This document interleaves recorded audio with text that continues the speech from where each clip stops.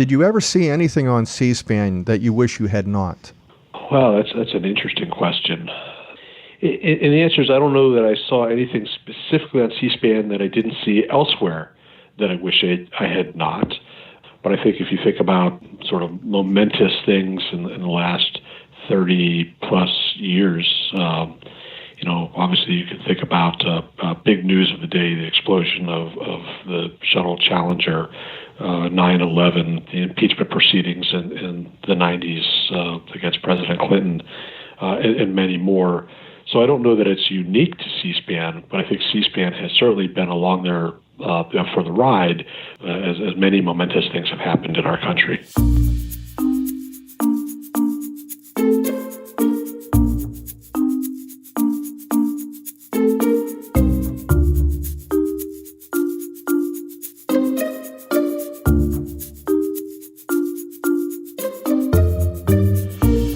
I'm Tim O'Brien. In this episode of the Shaping Opinion podcast, we're joined by Jeff Cohen.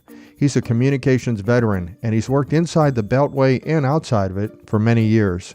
Today, we're going to tell the story of perhaps one of the most underappreciated but most significant changes that came to Congress and Washington, D.C., C-SPAN. The premise of our podcast is simple. We talk about the people, events, and things that have shaped the way we think. You may never have heard of Otto Von Bismarck, but there's a good chance you have heard something he once said. Otto was a 19th century Prussian statesman and the first Chancellor of the German Empire. He said, "Laws are like sausages. It is better not to see them being made." That's where C-SPAN comes in, and why in today's episode, we're going to dig a little deeper into Otto's famous words with Jeff Cohen. You've had quite a diverse career, Jeff. But along the way, you've had the chance to see how Washington operates the way few others get to see. How would you describe your journey? It's been a very interesting journey and really completely unexpected. My time in Washington began when I was a college student, and I had the opportunity to do an internship in the U.S. Senate. And it really opened my eyes to the political process in a way that the classroom and textbooks could never do justice. And truthfully, at a young age, I fell in love with the things that Washington had to offer, both in terms of the city and the vibrancy of that, the competitiveness of politics, being around really interesting and fascinating and in some cases really powerful people. It offered a young adult a glimpse into an entirely different world. And along the way, working in the U.S. Senate and in the U.S. House and with public relations firms and companies, big and small, in Washington and elsewhere, I've really been fortunate to have worked with a variety of fascinating characters, both elected and in business, and products and ideas. That's really provided me, I think, this unique spectrum and view of politics and business and their intersections. One of the interesting things about your career and the timing of it is that it almost parallels the early days of C-SPAN. C-SPAN launched on March 19th, 1979. It's a private, nonprofit company that's pursued its mission to make government more transparent to the American people. C-SPAN televises political proceedings to millions of households across the country, available in 100 million homes, and it has international reach today on the internet. And it doesn't just limit its programming to political proceedings. It features public affairs, political events, international legislatures, nonfiction book discussions, and of course, American history. And it's the first network that did provide an unfiltered access to what we see in Washington, D.C. Speaking of C-SPAN, how have you used C-SPAN over the years, Jeff? And how have you seen other people use C-SPAN, and what niche has it filled? I think early in my career, when I was a deputy press secretary in the U.S. Senate, C-SPAN was a way for all of us to watch what was happening on the Senate floor without physically having to be over in the Senate gallery. And two, when the senator I worked for would speak, and the same held true for many other press secretaries and many other senators, we would record those proceedings, those speeches from C-SPAN, and go and we would splice them down and edit portions or sound bites of the speeches And now we're talking in the early 1990s now. And we would then use what was the technology of that era to distribute the audio from those proceedings and the video via satellite to TV stations and audio to radio stations. And it provided a pretty real time in those days way to get the senator's message out to his constituents. Would you say C-SPAN's had a largely positive impact? Has there been any negative impact to it, or just neutral? I think it's a little bit of all of that, Tim. When C-SPAN first launched in '79, it really gave the American public almost unprecedented access into what was happening on a daily basis in the House of Representatives. In eras before that, there would be sort of momentous things that would be televised or covered on the radio. In 1971, I believe, NPR was covering the Senate hearings about the Vietnam War on the radio. And then, of course, C-SPAN launched covering the House of Representatives in 1979.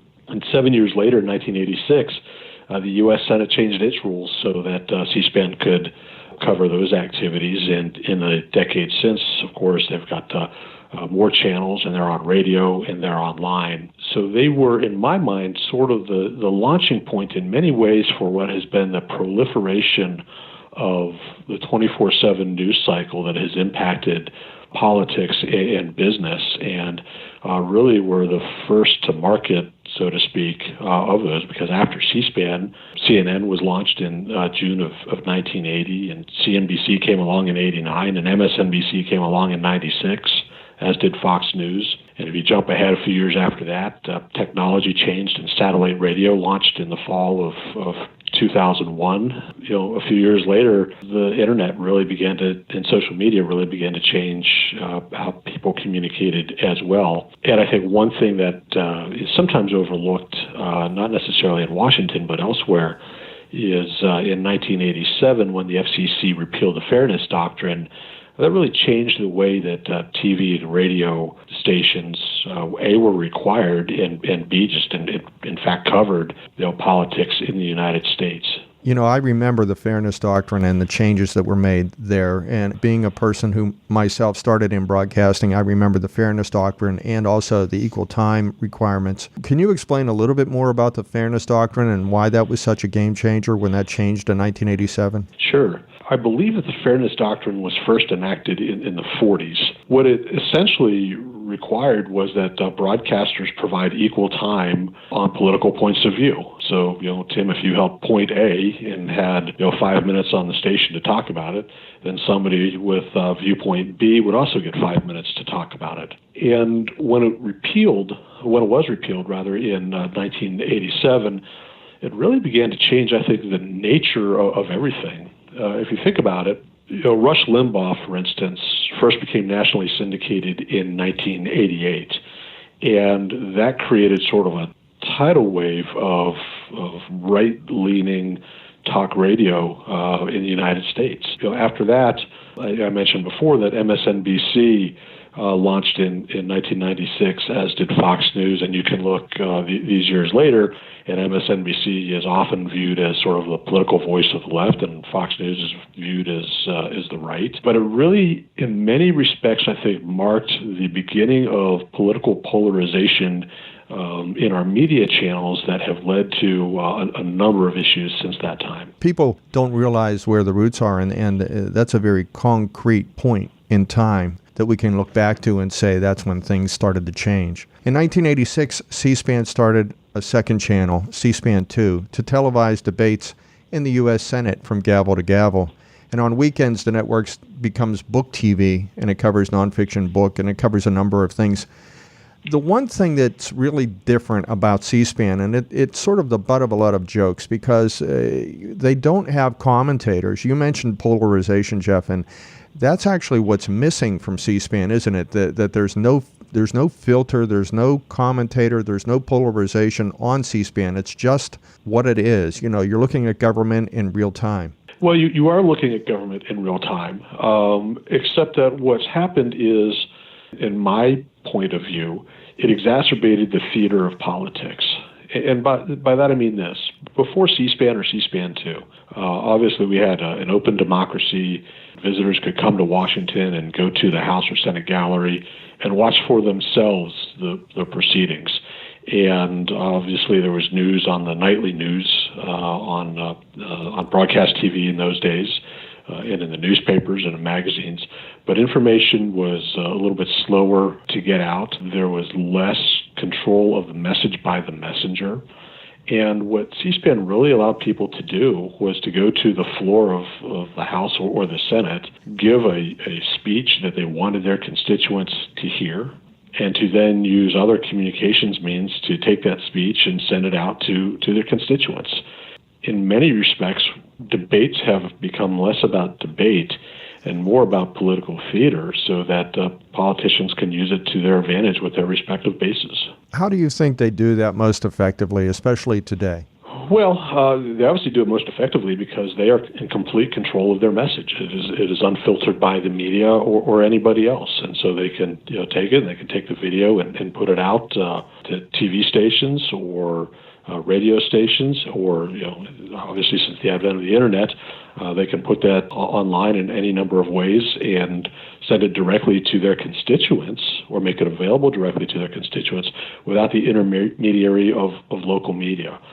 So they really are now in control of their message in a way that for hundreds of years really was not previously possible. That's so true. One of the things about the internet now, and it's kind of the irony with C-SPAN, C-SPAN started in the late 1970s, at the end of the 1970s, yet it's relevant today because it can be used for viral social media activity. People can actually create their own sound bites from C-SPAN content and spread it on the most current social media channels that we have. I just think that it's funny how that has stayed relevant in that way too. Yeah, absolutely. It is really provides politicians and others with incredible access to content that wasn't previously possible. And to your point about the internet and social media, the distribution channels of that message have really changed dramatically. Twitter was launched in July of 2006, and Facebook came along a few months later in September of 2006. And along the way, of course, the internet itself has dramatically grown and changed in a variety of ways, but it's really allowed for the proliferation of content in ways not previously possible. It allows anyone to deliver information to more people faster than ever before. And it's also kind of given rise to citizen journalism. So, if you think about blogs and other online commentary, people can react and spread their own word based on their own ideas or in favor of or in opposition to somebody else's message. And it's really sort of changed at the same time the importance of grassroots communication, and really it's led to an explosion of the amount of information, if not noise, in our daily lives.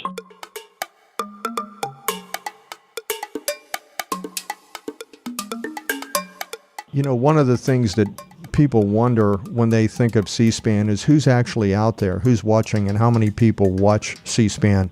And I looked up some information, and even though C-SPAN is not tracked by the Nielsen ratings, a 2013 survey estimated that there are 47 million adults who tune into C-SPAN at least once a week. Back in 2004, Pew Research found that 12% Americans are regular C-SPAN viewers. According to that same data, the chief benefit of that is the perceived neutrality of C-SPAN, because the C-SPAN audience's profile, based on a survey of its viewers, is 28% of C-SPAN viewers consider themselves liberal, 36% consider themselves moderate, 27% consider themselves conservative. So that's an even split across three areas.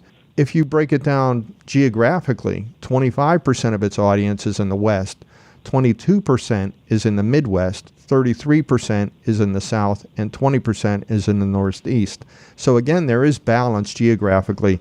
And demographically, 67% of its audience is between the ages of 18 and 54. So there's been an assumption, at least people that I've talked to, they assume that there are most of the viewers of C-SPAN are people in their retirement years. But the fact is, 67% of its audience is between the ages of 18 and 54.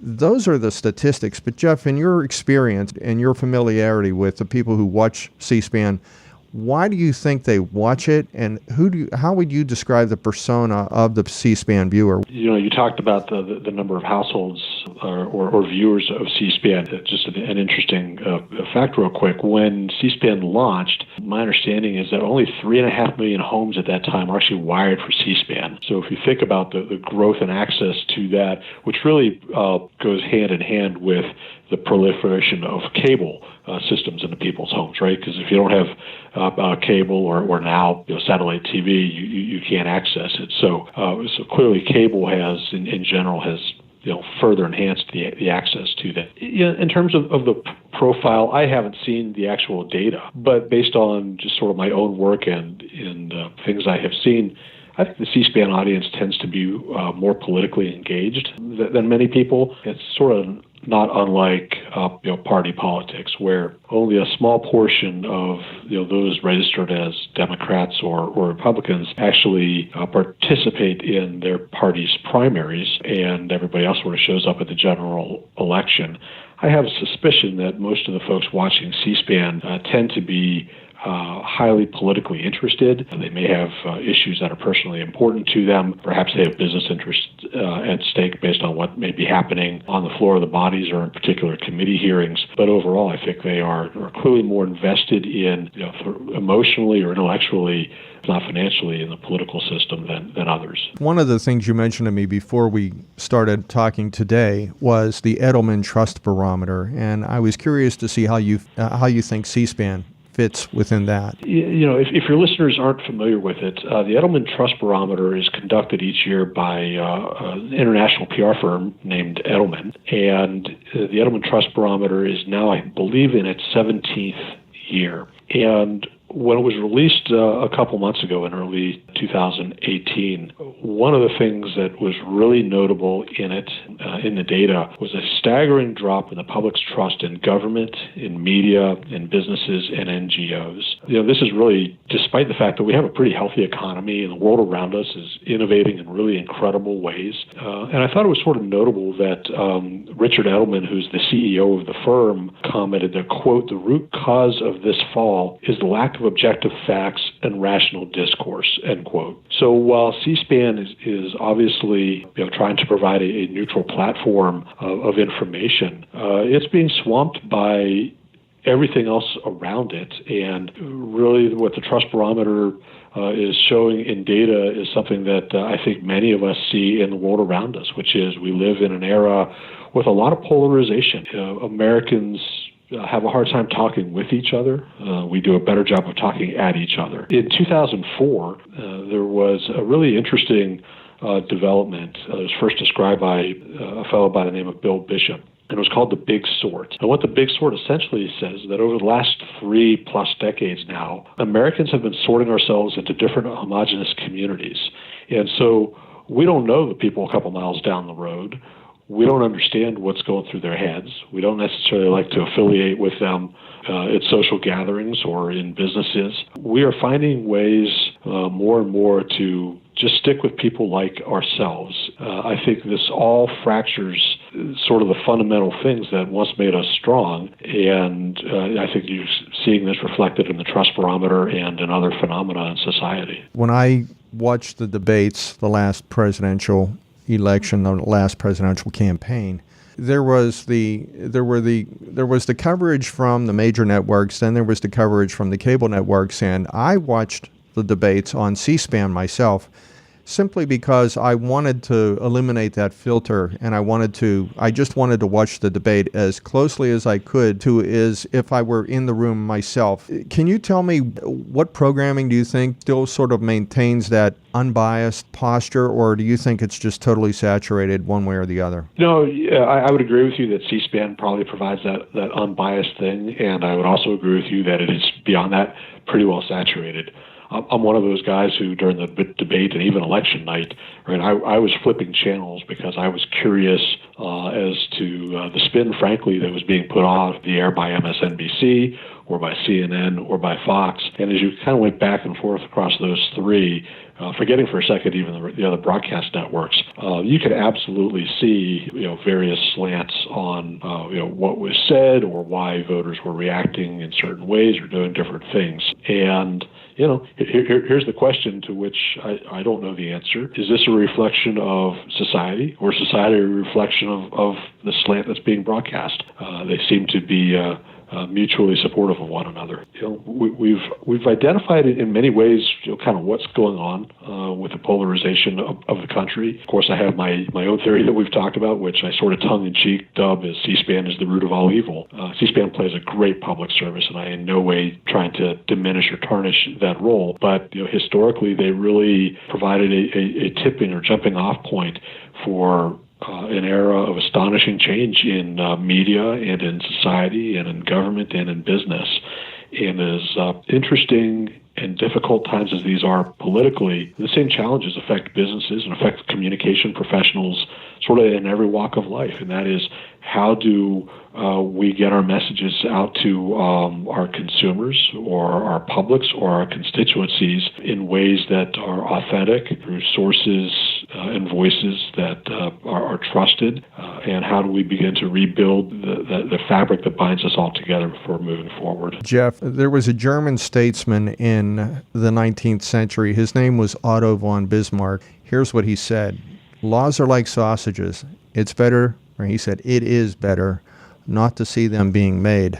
How do you think Otto would feel if he saw C-SPAN in Washington today? Oh, I think he would absolutely agree. I have an almost 13-year-old son who loves hot dogs, and he'd eat a hot dog every day of the week if I let him. And he said to me one time, "Dad, what's in it?" And I said, "I don't know. It tastes good, but I don't need to know anything else."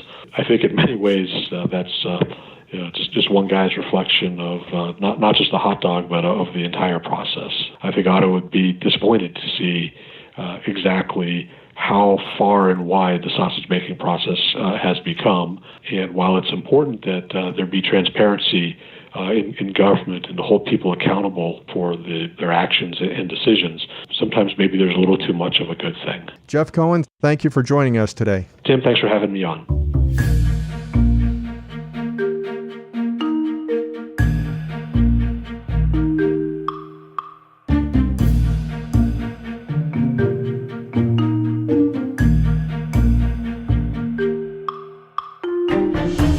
Make sure to check out our show notes for more information on everything that we talked about today.